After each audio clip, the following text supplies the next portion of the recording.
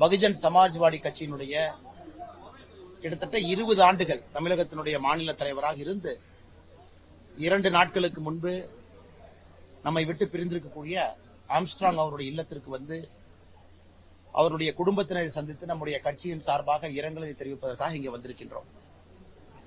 இந்த நிகழ்வு என்ன நம்முடைய தமிழகத்தில் நடந்துச்சோ, தமிழகத்தில் இது போன்று நடந்திருக்க கூடாது, இதுவரை நடந்ததில்லை.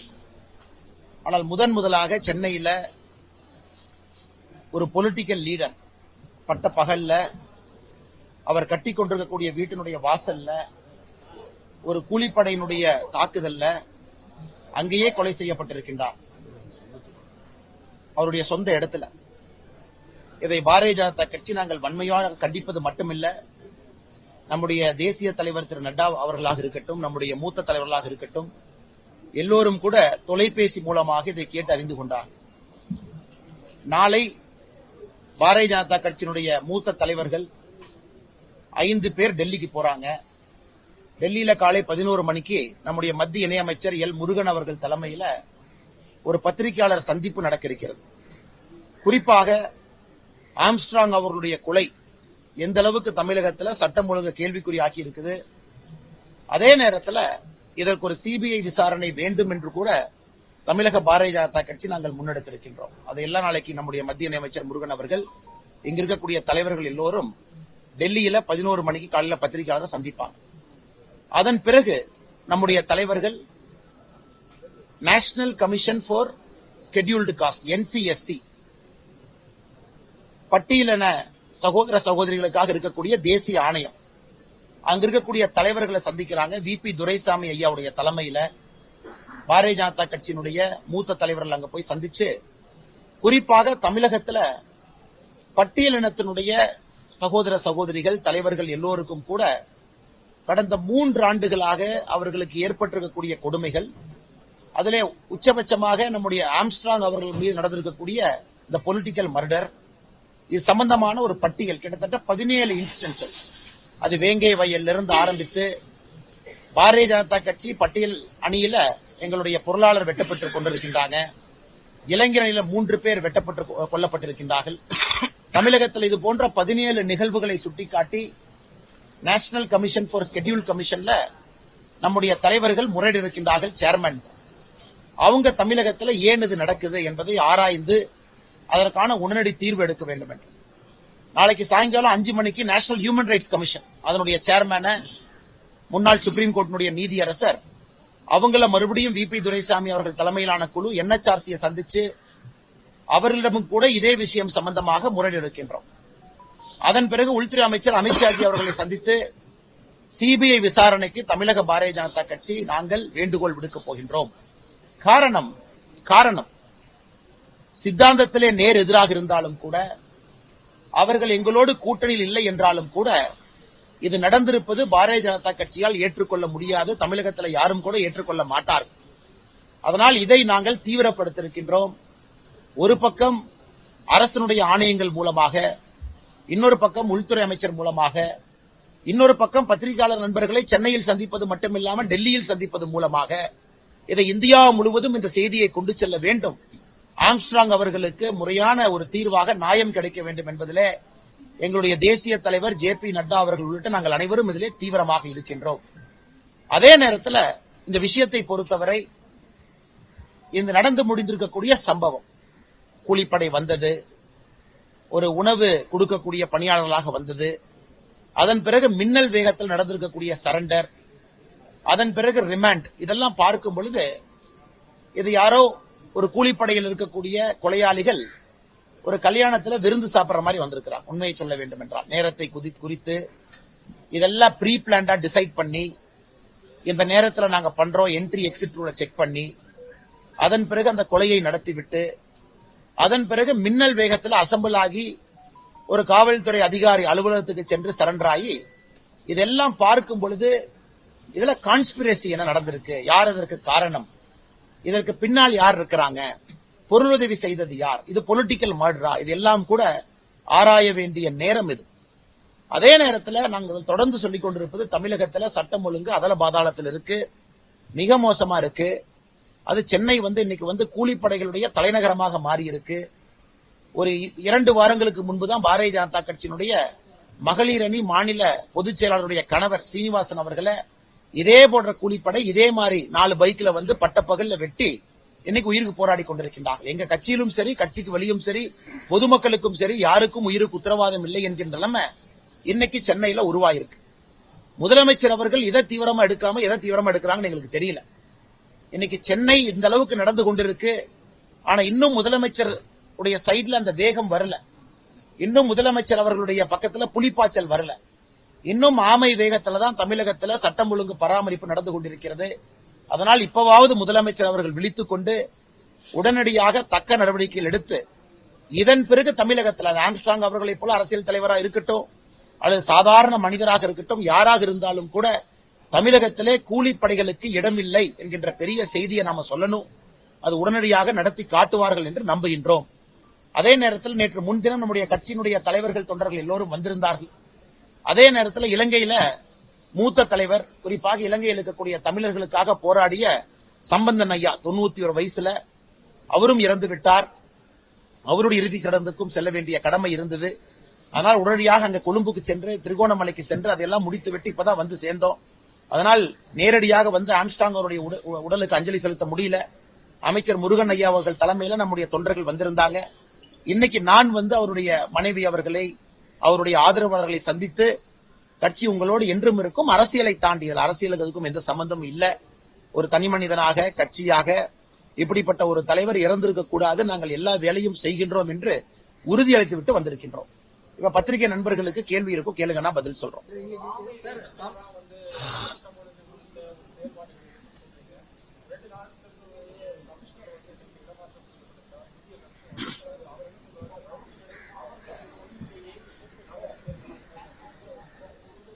நான் எப்பொழுதுமே இந்த காவல்துறையின் மீது ரொம்ப பிரஷர் போடும்பொழுது என்ன ஆகுனாங்கன்னா, இது ஒரு போலீஸ் ஸ்டேட்டா மாறிடும்.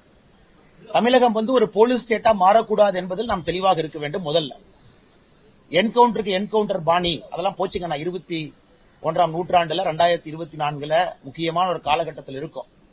ஆனா இன்னைக்கு நாம் கேட்பது எல்லாமே பிரிவென்டிவ் ஆக்ஷன் கேட்கிறோம். காவல்துறைக்கு அவர்களுடைய பாணியினா ஒரு என்கவுண்டர் பண்ணி கொலை பண்றது, இதுக்குள்ள நாங்க பேச விரும்பலீங்க. அது வந்து தமிழ்நாட்டை ஒரு போலீஸ் ஸ்டேட்டா மாத்திரும், நமக்கு அது வேண்டாம். நாம் கேட்பது ஒரு நிகழ்வு நடப்பதற்கு முன்பு காவல்துறை செய்யக்கூடிய வேலைகள். உதாரணத்துக்கு பாத்தீங்கன்னா, கோயம்புத்தூர்ல அந்த ISIS அந்த சூசைட் தாக்குதல், அந்த பர்டிகுலர் பர்சன் மேல வாட்ச் போட சொல்லி போட்டிருந்தாங்க. ஆனா அவன் மேல வாட்ச் பண்ணல. இது போன்ற பேசிக் மிஸ்டேக்ஸ் தமிழ்நாட்டில் நிறைய நடக்க ஆரம்பிக்குது.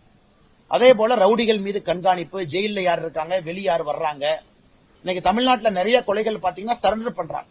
நம்முடைய கட்சியில் லாயர் நிறைய இருக்காங்கன்னா, டாப் கிரிமினல் லாயர்ஸ் இருக்காங்க. பேசும்பொழுது ஒரு விஷயம் தெல்ல தெளிவா என்ன கிடைக்குதுன்னா, தமிழ்நாட்டில் ஒரு மர்டர் நடந்த உடனே அந்த ஏசியோ டிசியோ அந்த டாப் கிரிமினல் லாயருக்கு போன் போடுறாரு, அண்ணே கொஞ்சம் ஆளுங்களை வந்து சரண்டர் பண்ண சொல்லுங்க.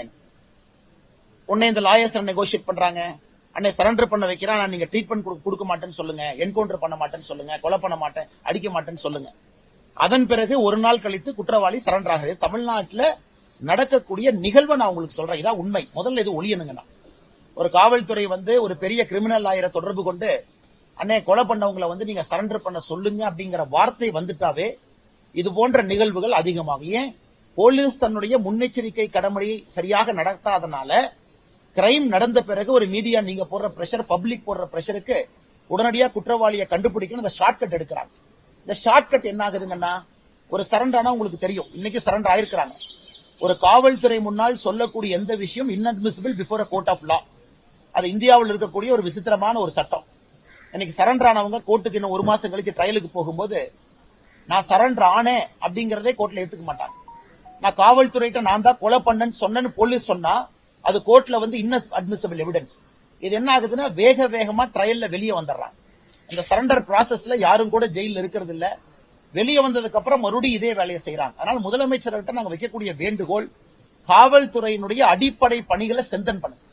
ஒரு பப்ளிக் பிரஷர் வந்துருச்சு, மீடியா பிரஷர் போடுறாங்க, ஒரு கமிஷனரை மாத்தினேன், இன்னொருத்தர கமிஷனரா போட்டோம், இந்த கமிஷனர் அக்ரெசிவா பேசியிருக்காரு, அது தேவையில்லாத வேலை என்பது எங்களுடைய வேலை. எல்லா ஆளுக்கும் நல்லதான் IPS படிச்சுட்டு வந்திருக்கிறாங்க.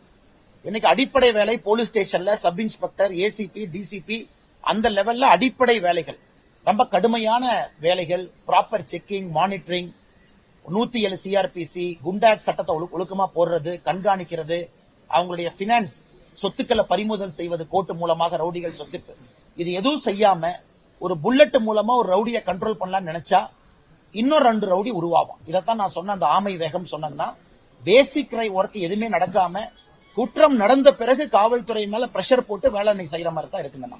இதான் உண்மை. இதை முதலமைச்சர் தனி கவனம் கொடுத்து வேலை செய்ய வேண்டும் என்பது எங்களுடைய வேண்டுகோள். இப்படி வரேன் முடிச்சுட்டு அடுத்து உங்கள்கிட்ட வரேன்.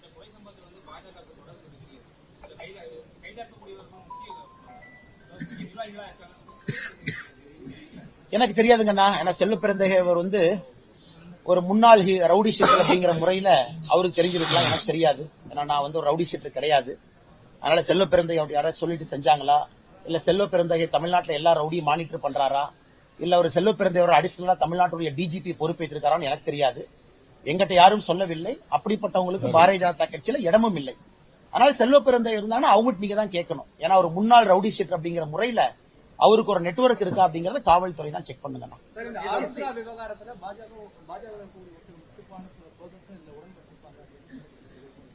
எனக்கு தெரியாதுங்கண்ணா. அதாவது நீங்க பாருங்க, காவல்துறை மாநில அரசு கையில் இருக்கு. ஹோம் மினிஸ்டர் சீஃப் மினிஸ்டர் தமிழ்நாட்டை பொறுத்த வரைக்கும் யாராக இருந்தாலும் நடவடிக்கை எடுக்க வேண்டிய பொறுப்பு தமிழக காவல்துறைக்கு இருக்கு. ஏன்னா தமிழ்நாட்டில் தானே வாழ்றோம். இங்க பாரதிய ஜனதா கட்சி ஆட்சியான இருக்கு, இங்க திராவிட முன்னேற்ற கழகத்தினுடைய ஆட்சி இருக்கு. திராவிட முன்னேற்ற கழகம் பாரதிய ஜனதா கட்சி ஏன் காப்பாற்ற போறாங்க? திராவிட முன்னேற்ற கழகம் நீங்க சொன்ன மாதிரி பாரதிய ஜனதா கட்சியில யாராவது தொண்டன் நீங்க சொன்ன ஏதாவது ஒரு கேஸ்ல இன்வால்வ் ஆயிருந்தாங்கன்னா எதற்காக திராவிட முன்னேற்ற கழகம் காப்பாற்ற போகுது? இன்னைக்கு திமுகவினுடைய முதல் எதிரி பாஜக எல்லாத்துக்குமே தெரியும். அதிக கைதுகள் பாஜகவின் மீது நடந்து கொண்டிருக்கிறது. அப்படி இருந்தா காவல்துறை தன்னுடைய கடமையை செய்யட்டும். யாரு வேண்டான்னு சொன்னாங்கன்னா மண்டல தலைவர் செல்வராஜ் கைதாயிருக்கு. இது மட்டும் இல்லாம பாஜக தொடர்ச்சியா சமூக விரோதிகள் சேர்க்கப்படுறதா இந்த கட்சியை சார்ந்த தமிழிசை சவுந்தரராஜன் அவர்களே சொல்லியிருக்காங்க. எங்க கட்சியில் அந்த மாதிரி எங்ககிட்ட எதுவும் ரெக்கார்டு இல்ல, டேட்டா இல்லைங்கண்ணா. அதாவது காவல்துறையினுடைய சரண்டர் ப்ராசஸ்ல, கைது ப்ராசஸ்ல யாரு என்ன வேணாலும் சொல்லலாம். ஆனா எங்களுடைய கட்சியில அந்த கட்சியில் எங்க கட்சியில் இருக்கக்கூடிய மாவட்ட தலைவரோ அந்த மாதிரி பொறுப்பு போட்ட மாதிரி யாரும் எனக்கு சொல்லல, ரெக்கார்டு இல்ல. அதே போல கட்சியினுடைய மாவட்டத்தில் இருக்கக்கூடிய ஒரு மண்டல் தலைவர், கட்சியினுடைய அடிமட்ட பொறுப்பு, ஒரு கிளை தலைவர், இவங்க யாருமே யாருக்கும் பொறுப்பு போடல. அதனால் பொறுப்பை நீங்க காட்டணும். கட்சி பங்கன்ல யாராச்சும் பங்கேற்றிருக்காங்களா, கட்சி நடவடிக்கைக்கு வந்திருக்காங்களா, கட்சியினுடைய மீட்டிங்ல உட்கார்ந்து இருக்காங்களா அப்படின்னு ஏதாவது இருந்தாலும் காவல்துறை அவங்க என்கொயரியில் என்ன வந்துச்சுன்னு சொல்லிட்டு மாநில தலைவராக நான் பதில் சொல்லுகின்றேன். ஆனா எங்க கட்சி ரெக்கார்ட்ல அந்த மாதிரி எதுவும் இல்ல. ஒருவேளை பத்திரிகையாளர் உங்களால கண்டுபிடிக்க முடிஞ்சா அது என்னுடைய கவனத்துக்கு கொண்டு வாங்க. அதன் பிறகு நான் பேசுறேன். ஆனா anyway you talking in English, அதை முடிச்சுட்டு இங்கிலீஷ்ல பேசுறீங்க.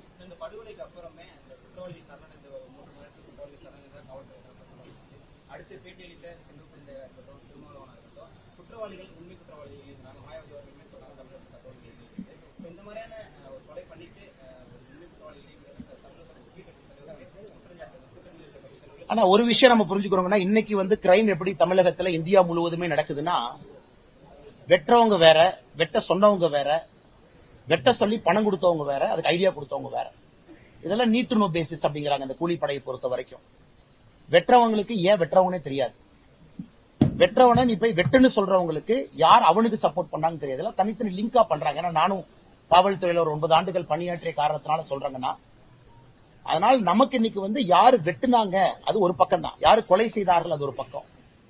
அது அந்த காலத்துல ஒருத்தருக்கு பர்சனல் பகை இருந்துச்சு, செஞ்சாங்க, அது வேற. இன்னைக்கு வெட்டுற நிறைய பேருக்கு ஏன் வெட்டுறோம்னே தெரியாம வெட்டுவாங்க. ஏன்னா அவங்களுக்கு அது ஒரு அசைன்மெண்ட்.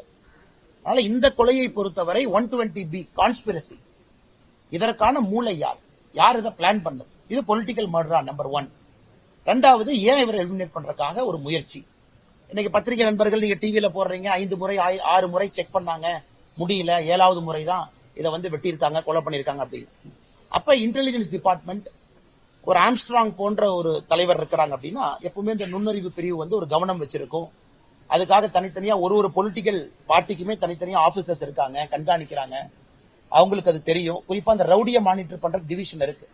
அப்படி இருக்கும் பொழுது எப்படி அவங்க தப்பு பண்ணாங்க, இதெல்லாமே போனை டேப் பண்றாங்க, பல இடத்தை பாக்குறாங்க, கோர்ட்டை மானிட்டர் பண்றாங்க. அதனால என்னை பொறுத்தவரைன்னா சுருக்கமா சொல்லணும்னா, நான் சொல்வது வெட்டுனது யார், யார் வெட்ட சொன்னாங்க, சப்போர்ட் பண்ணது யார், கான்ஸ்பிரசிக்கு மூளை யார், இதற்கு தலைவர் யார், இந்த எல்லாருக்கும் பதில் வரணும். ஒரு 6 பேர்த்து நான் சரண்டர் ஆயிட்டாங்க, அதோட கேஸ் முடிஞ்சது. இம்பார்ட்டன்ட் இல்லைங்கண்ணா.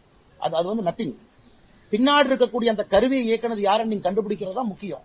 அது இந்த கேஸ் நடக்கணும். மேபி அதைத்தான் மற்ற தலைவர்கள் சொல்லி இருக்கலாம். அதே நேரத்தில் மூத்த தலைவர் மேடம் மாயாவதி அவர்கள் சொன்னது போல தமிழ்நாட்டில் சட்டம் ஒழுங்கு கெட்டு போயிருக்கு, உண்மை.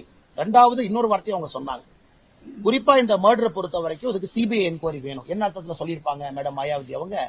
ஏன்னா அதனுடைய ரூட் தெரியணுங்கிற அர்த்தத்தை தான் அவங்களும் சொல்லியிருப்பாங்க. ஆனால் முதலமைச்சர் அவர்களே, ஏன்னா காவல்துறையின் மீதும் அவங்க மக்கள் சந்தேகப்பட ஆரம்பிக்கிறனால சரண்டர் எப்படி வேகமா நடந்துச்சு, எப்படி இவ்வளவு வேகமா வந்தாங்க அப்படின்னு கேட்கறதுனால முதலமைச்சர் அவர்களே தார்மீக பொறுப்பேற்று இது சிபிஐ கொடுக்கலாமே. இது முதலமைச்சர் அவர்களே தார்மீக பொறுப்பெடுத்து, ஏன்னா அவர் வந்து சிபிஐ வரக்கூடாதுன்னு ப்ராசிக்யூஷன் சாங்ஷன் வித்ட்ரா பண்ணியிருந்தாலும் கூட முதலமைச்சர் அவர்கள் மக்களுக்கு ஒரு டிரான்ஸ்பரன்சி, ஒரு ஓப்பன்னஸ் மெயின்டைன் பண்றதுக்கு முதலமைச்சர் அவர்களே சிபிஐ கொடுக்கலாமே. இதுல ஒண்ணு இல்லையே. சிபிஐ என்கொயரியில வெளியே வரத்தான போது உண்மை. ஆனா அப்படி நான் சொல்லிங்கன்னா ப்ராசஸ பத்தி நான் சொல்றேங்கண்ணா. ஏன்னா இன்னைக்கு நான் காவல்துறையினுடைய செயல்பாடு எப்படி நான் சொன்னேன், இந்தியா முழுவதும் நான் தமிழ்நாட்டை குற்றச்சாட்டு பண்ணி நான் சொல்லல. இந்தியா முழுவதும் ஒரு லாயரை போன் பண்ணி அண்ணா சரண்டர் பண்ணுங்க, அதான் இன்னைக்கு ஸ்டைலோ தவிர காவல்துறை உட்கார்ந்து அந்த காலத்து மாதிரி இன்வெஸ்டிகேட் பண்ணி ஒரு ஆளை பிடிச்சிட்டு வர காலம் எல்லாம் போயிருச்சுனே. இப்பெல்லாம் சரண்டர் தான் காலம். சோ இந்த நேரத்துல கிரிமினல் கான்ஸ்பிரசி காவல்துறையினால கண்டுபிடிக்க முடியுமா அப்படிங்கிற பொதுப்படையான கேள்வியை நான் வைக்கிறேன். யார் இதை ஆபரேட் பண்ணது? நான் காவல்துறையை குற்றம் சுமத்துறேன். காவல்துறையிலே கருப்பாடுகள் இருக்கிறாங்க, எல்லா ஃபீல்ட்லயும் கருப்பாடு. அதுக்காக காவல்துறை மொத்தமா நம்ம கலங்கப்படுத்த முடியாதுங்கண்ணா. நான் சொல்வது காவல்துறை கிட்டத்தட்ட 10 வருஷமாவே அப்படித்தான் இருக்கு. முழுமையா கான்ஸ்பிரசி போறதுக்கு நீங்க சிபிஐ கையில கொடுங்க, தெரிஞ்சுக்குவோம் யாருன்னு அது தெரியட்டும், அவங்க மேல நடவடிக்கை எடுப்போம். அதனால் பொதுப்படையாக நான் காவல்துறையை குற்றம் சுமத்துவதை விட எங்களை பொறுத்தவரை கான்ஸ்பிரசி யார் என்று தெரிய வேண்டும் என்றால் சிபிஐ கொடுங்க, they will do it. ஏன்னா அவங்களோட ஒரே வேலை இதான். அவங்க டிராபிக் மேனேஜ் பண்றாங்களா, கிரைம் போய் பாக்குறாங்களா, லா அண்ட் ஆர்டர் பாக்குறாங்களா, சிஎம்க்கு பந்தோபஸ்து கொடுக்கறாங்களா, அவர்கள் இருக்கக்கூடிய ஒரே ஒரு வேலை குற்றவாளியை கண்டுபிடிச்சு சிபிஐ கையில கொடுங்க, கண்டுபிடிச்சிட்டு போறாங்க. அதனால் முதலமைச்சர் இதுல மூடி மறைக்க வேண்டிய அவசியம் இல்லையல்ல. இந்த கேஸை பொறுத்த வரைக்கும் முதலமைச்சர் பொதுப்படையா சொல்லட்டும். இதுல என்ன பொலிட்டிக்கல் ரீசனும் லாஜிக்கோ என்னென்ன இருக்குதுல? ஓ சிபிஐ வந்தா பாலிடிக்ஸ் அதுன்னு சொல்லுவாங்க, இல்ல என்ன பாலிடிக்ஸ் இருக்குன்னு. அதனால் நேரடியா முதலமைச்சர் ஒரு முடிவெடுத்து நான் சிபிஐ கையில கொடுக்கறேன்னு சொல்லிட்டாங்கன்னா வேலை முடிஞ்சதில்ல. அதைத்தானே மேடம் மாயாவதி அவங்களும் கேட்கறாங்க. சொல்லுங்கண்ணா, அண்ணா சொல்லுங்கண்ணா. சந்தீப் அவர்கள் வந்து ஆருத்ரா வழக்குக்கும் ஆம்ஸ்ட்ராங் வழக்குக்கும் தொடர்பு இருக்கு, அந்த கோணத்திலையும் விசாரிக்க போறதா சொல்லியிருக்காங்க. ஆருத்ரா வழக்குக்கு குற்றவாளி அறிவிக்கப்பட்ட ஹரீஷ் அவர்களுக்கு வந்து பாஜக தான் பாதுகாப்பு கொடுத்திருக்கு, பொறுப்பு கொடுத்திருக்கு. அப்ப அந்த வகையில இதுல பதில் சொல்றதுக்கு பாஜக நாங்க எப்படி பதில் பொறுப்பேற்க முடியுங்கன்னா, நீங்க 3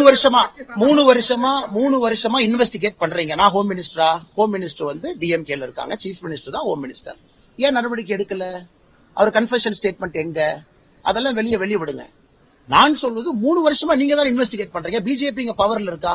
இல்ல கருணாகராஜன் அவர் பிஜேபி ஆட்சியில ஹோம் மினிஸ்டரா? டிஎம்கே தானே ஹோம் மினிஸ்டர். அவங்க தானே ஆக்ஷன் எடுக்கணும், அவங்க தானே வெளியே சொல்லணும். அக்யூஸ்ட் யாராக இருந்தாலும் கூட கரெக்டுங்கண்ணே. யூகத்தின் அடிப்படையில் எப்படி பதில் சொல்றது? காவல்துறை ஒரு பிரஸ் மீட் வச்சு சொல்லிருக்காங்களா?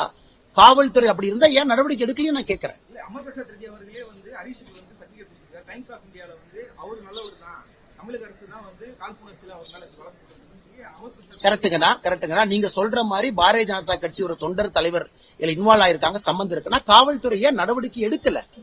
அதுக்கு நான் கேட்கறது நியாயமான கேள்வி தானே. காவல்துறையே நடவடிக்கை எடுக்கல. ஒருவேளை நீங்க பொலிட்டிக்கல் மோட்டிவ்ல பண்ணா கூட கோர்ட் வந்து நியூட்ரல் ஆர்பிட்டரா இருக்கு. சோ 3 ஆண்டுகள் ஆச்சு, காவல்துறையை நடவடிக்கை எடுக்கல. நான் காவல்துறையாவது நடவடிக்கை எடுக்க வேண்டாம்னு சொல்றோம். அது காவல்துறை பாரதிய ஜனதா கட்சி மீது நடவடிக்கை எடுக்காம இருக்குமா? நீங்களே சொல்லுங்க. ஏன்னா நம்மால் ரோட்ல ப்ரொடெஸ்ட் பண்ணாவே அரெஸ்ட் பண்ணி 11 மணி வரைக்கும் வைக்கிறாங்க. ரோட்ல ப்ரொடெஸ்ட் பண்ணாவே அரெஸ்ட் பண்ணி 11 மணி வைக்கிறாங்க. நல்லா புரிஞ்சுக்கங்க.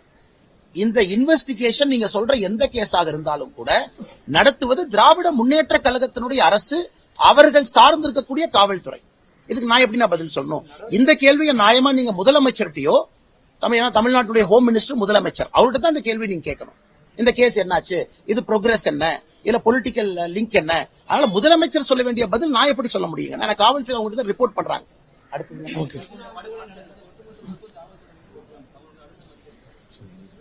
சாரிங்க, நான் மறுபடியும் கேட்கணும். சாரி, இங்கிலீஷ் கேட்டிருக்கோமா? ஆனா இன்னைக்கு அன்பார்ச்சுனேட்டா என்ன ஆயிடுச்சுனாங்கன்னா, நம்ம சும்மா காவல்துறையின் மீது எல்லா விஷயத்தையும் சொல்றதை விட ஒரு பக்கம் நம்ம காவல்துறையினுடைய குறைகளை சுட்டி காட்டுறோம், இன்னொன்னு பக்கம் காவல்துறையின் மீது லோடு ரொம்ப அதிகமா இருக்கு. இட்ஸ் எக்ஸ்ட்ரீம்லி ஹை லோடுங்க. இன்னைக்கு இருக்கக்கூடிய காவல்துறையை வச்சு நீங்க வேலை வாங்க முடியாது. அவர்கள் நல்லவராக இருந்தாலும் கூட ஏகப்பட்ட லோடு, கேஸ் அதிகமா இருக்கு, கன்விக்ஷன் நடக்க மாட்டேங்குது, எல்லா விதமான வேலைகள் பண்றாங்க. லா அண்ட் ஆர்டர்ல இருந்து, பந்தோபஸ்துல இருந்து, பொலிட்டிக்கல் மீட்டிங்ல இருந்து இத்தனை பேரு. ஒரு முதல்ல மாதிரி ஒரு காவல்துறை அதிகாரி ஒரு கிரைம் மட்டும் யாரும் கவனிக்கிறது இல்ல. அதையெல்லாம் தாண்டி இன்னைக்கு சரண்டர் அப்படிங்கிற ஒரு ப்ராசஸ்னால அந்த உண்மை குற்றவாளியை மேப் பண்ணக்கூடிய எபிலிட்டியே காவல்துறைக்கு போச்சு. முதல்ல ஸ்டேஷன்ல ஒரு கான்ஸ்டபிளுக்கு கம்ப்ளீட் ரெக்கார்டு தெரியும், ஹிஸ்டரி தெரியும், அந்த கிரிமினலை பத்தி எல்லா ஜாதகமும் தெரியும். அந்த மாதிரிலாம் ஸ்டேஷன்ல யாருமே இப்ப இல்லீங்கண்ணா. புதுசா வர்றவங்க எல்லாம் அந்த காலத்து 1970, 80 மாதிரி இல்ல, ஏன்னா சிஸ்டம் போயிருச்சு. அதனால இன்னைக்கு காவல்துறையை ரிஃபார்ம் பண்ணுங்கன்னு நாங்க சொல்றோம். You reform the police force, reform. காவல்துறைக்கு தேவையான எய்ட கொடுங்க, நல்ல ஆபீசரை என்கரேஜ் பண்ணுங்க, சரண்டரா அலோ பண்ணாதீங்க, ஸ்பெஷல் கோர்ட்ஸ் கொண்டு வாங்க, தண்டனையை வேகமா வாங்கி கொடுங்க, நல்லவங்களை காவல்துறையை மோட்டிவேட் பண்ணி வச்சிருங்க, எல்லாத்துலயும் பொலிட்டிக்ஸ் கொண்டு வராதீங்க. சும்மா ஒரு டிரான்ஸ்பர் பண்ணிட்டா இன்னொரு அதிகாரி வந்துட்டாங்க அதனால காவல்துறை நாளை காலையில மாறிடுமா? மாற. சந்தீப் ராய் ரத்தோர் அவர்கள் இருக்கும் பொழுதும் நைட் அவரான போலீஸ் பிடிக்கிறாரு. அவரு ஒரு officer, he can only give direction. இன்னைக்கு புதுதா வந்திருக்கக்கூடிய அதிகாரி நைட் 1 மணிக்கு ரோந்து அவர் அக்யூஸ்ட பிடிக்க போறாங்க. சோ காவல்துறையில 99% வேலை நடப்பது கீழ் மட்டத்துல, ஒரு சப் இன்ஸ்பெக்டர், இன்ஸ்பெக்டர். அந்த லெவல்ல நீங்க சரி பண்ணாம வெறும் ஆபீசரை மாத்தி மாத்தி எப்படி பெருசா சிஸ்டம் சேஞ்ச் ஆக போதுங்கன்னா?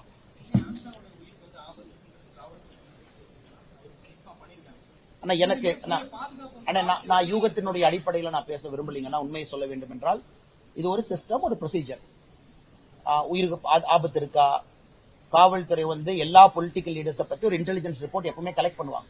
போலீஸ்ல பாத்தீங்கன்னா எல்லா பெண் ப்ரொஃபைல்னு சொல்லுவாங்க, எல்லா தலைவர்களை பத்தி ஒரு பெண் ப்ரொஃபைல் வச்சுக்குவாங்க, குறிப்பா ஸ்டடி பண்ணுவாங்க. அதுல கண்டிப்பா காவல்துறைக்கு தெரிஞ்சிருக்கும். ஆனால் எனக்கு தெரியல. இதற்கு பதிலளிக்க வேண்டிய முதலமைச்சர் மட்டும்தான். காரணம், இன்னைக்கு தமிழ்நாட்டில் எத்தனை தேசிய கட்சிகள் இருக்கு, எத்தனை மாநில கட்சிகள் இருக்கு, எத்தனை தலைவர்கள் இருக்கிறாங்க, அல்லது சென்னையில தொடர்ந்து இதெல்லாம் நடக்குது, ஏன் நடக்குது, இன்டெலிஜென்ஸ் டிபார்ட்மெண்ட் மேல ஏன் ஆக்ஷன் எடுக்கல, அதை பத்தி நான் போக விரும்பலீங்கன்னா இதற்கு நான் பதில் சொன்னா அது சரியா இருக்காது.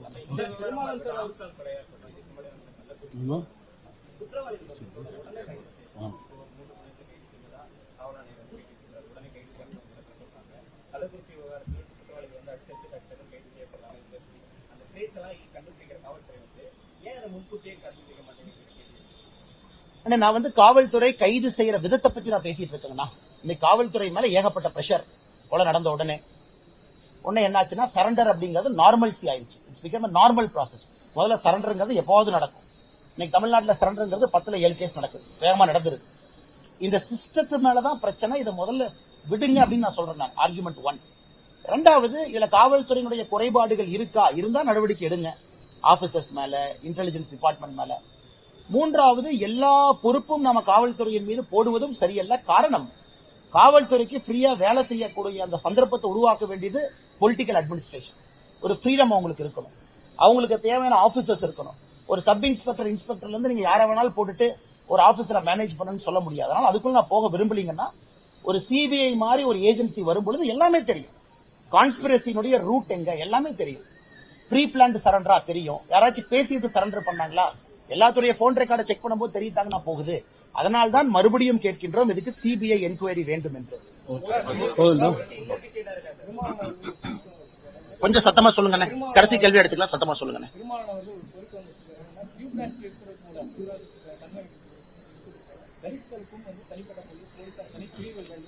ஆனா இதுல குறிப்பாக தமிழ்நாட்டில் தலித் சமுதாய மக்களின் மீது வன்கொடுமை அதிகமாயிருக்கு. இது உண்மை. இந்த கருத்தை நான் ஏத்துக்கிறேங்கண்ணா. மர்டர்ஸ் அதிகமாயிருக்கு, இந்த கருத்தை ஏத்துக்கிறோங்கண்ணா. ஏன்னா எங்க கட்சிக்குள்ளேயே நான் இன்டர்னலா பாக்குறேங்கண்ணா. வளர்ந்து வர்ற தலைவர்கள் எல்லோரும் படுகொலை செய்யப்பட்டு, குறிப்பாக தலித் சமுதாயத்துல எங்க கட்சியிலையும் 2-3 பேர் இறந்திருக்கிறாங்க.